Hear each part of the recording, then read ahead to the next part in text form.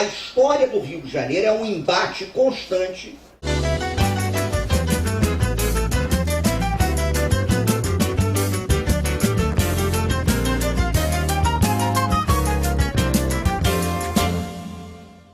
A história do Rio de Janeiro é um embate constante entre um projeto civilizatório de recorte europeu. O Rio é uma cidade tão maluca que foi fundado para expulsar francês. Num certo momento, o Rio de Janeiro cismou que tinha que ser uma cidade francesa. Durante a reforma do Pereira Passos. Nós fomos fundados como cidade para evitar que isso aqui fosse França. Num certo momento, resolvemos que teríamos que ser França.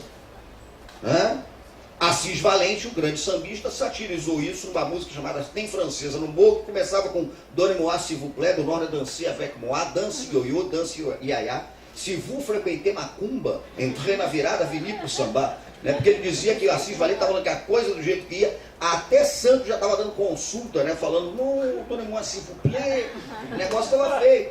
Enfim, e aquele projeto civilizatório da Reforma Passos, ele era um projeto que comprava a ideia de que o Rio de Janeiro tinha que se afirmar como uma cidade europeia.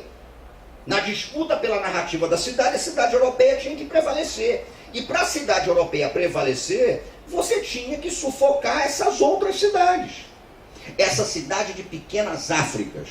Existe um mito de que a pequena África do Rio de Janeiro é aquela região da Saúde, Santo Cristo, Gamboa, a velha Praça 11 e a zona portuária. É uma pequena África, sim.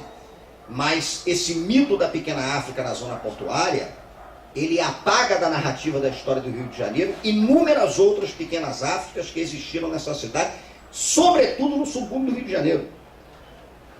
Eu tenho referência de lista, por exemplo, de casas de culto e de samba, de terreiros de macumba, etc., desde 1909, na região da Mangueira, por exemplo, a casa de Dona Fé, na região de Oswaldo Cruz e Portela, por exemplo, a casa de Dona Madalena Rica do Xangô de Ouro, mais para dentro de Oswaldo Cruz, chegando a Bento Ribeiro, a casa de Dona Esther, Nós somos uma cidade de várias pequenas Áfricas.